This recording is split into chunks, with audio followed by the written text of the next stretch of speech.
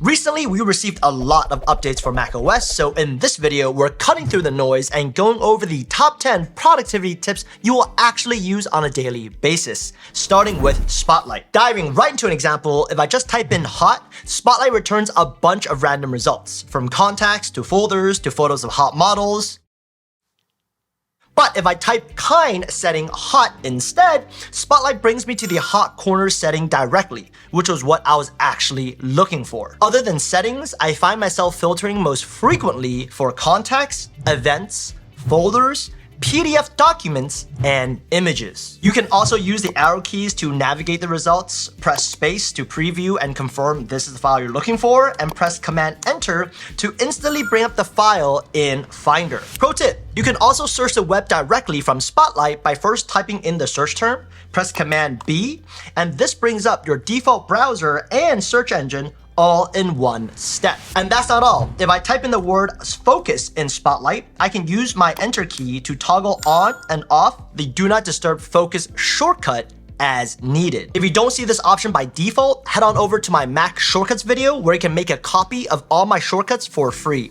I use the empty downloads folder shortcut every single day. And if you don't like the location of the Spotlight search bar, you can drag it to wherever you want and it'll stay there until you hold down Option and the Spotlight icon here and it'll pop back to the center. Pro tip, head on over to kind setting, Spotlight, go to Siri and Spotlight settings, scroll all the way down and uncheck Siri suggestions, tips, and websites to declutter your results. Moving over to productivity tips on Safari, you might already know that you can click on File, Add to Dock to create a web app you can access directly from your dock. But in my opinion, this is actually not that helpful until you realize you can now run this new web app directly from Spotlight, saving you from having to open up a browser and click on a tab.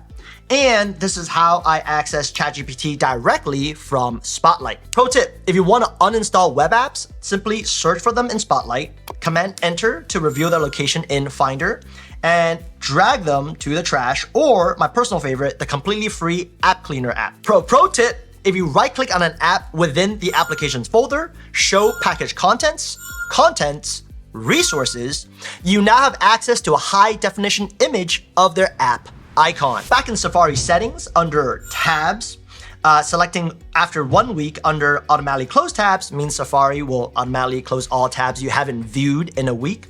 And under search, I choose DuckDuckGo for my private browsing search engine for some extra privacy.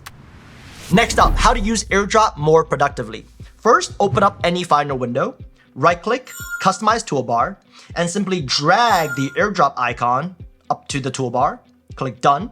And now this allows you to airdrop any file from the Finder window directly. While we're here, let's bring up Spotlight, kind, setting, airdrop and handoff. Enable handoff between this Mac and your iCloud devices, so if you copy text, links, or images on your Mac, you can paste those elements directly in your iPhone. Pro tip, one of my favorite free apps for the Mac is DropZone. I can drag multiple files towards the menu bar to airdrop them, or leave them safe and sound in this drop bar. Add more files in different formats, and I can then move this combined batch to a new location or airdrop them. A workflow I use on a daily basis is right-click an image in Safari, copy subject, Command V to paste the image without background in DropZone, open up an image editing tool, create a meme, and send to girls I like in order to ask them out. 60% of the time, it works every time. By the way, this video is not sponsored by any of these apps, but it is supported by those of you who subscribe to my paid productivity newsletter on Google Tips. Link in the description to learn more. All right, now let's use the Notes app more productively. First up, you're probably already familiar with the keyboard shortcut for adding hyperlinks, Command K. But you probably didn't know that even without any text selected, you can press Command K to link to another note by typing in that note's title, and it looks something like this. Pro tip, you can use the keyboard shortcut double angle bracket to quickly link to an existing note or to create and link to a completely new note. You might have also noticed all my notes have tags at the top here. This allows me to create smart folders that automatically organize my notes based on those tags.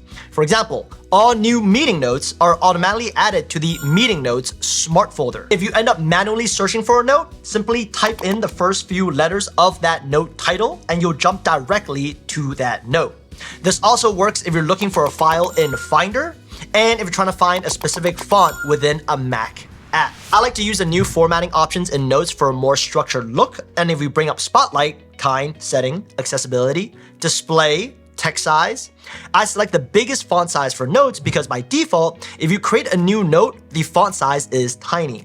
Oh, you can also manually change the size by pressing Command Shift period or comma, but I don't want to do that every time. And here are 3 bonus settings to enable for a more productive MacBook. First up, bring up Spotlight, Kind, Setting, Hot Corner Shortcuts.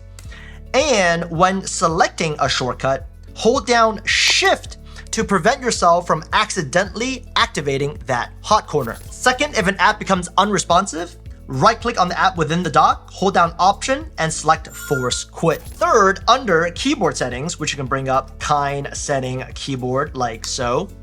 Under the text input option here, select Edit, and I turn off Show Inline Predictive Text and correct spelling automatically because let's be real, we never really mean to say duck off. If you enjoyed these tips, you might want to check out the first 18 things to do when setting up your Mac. See you on the next video. In the meantime, have a great one.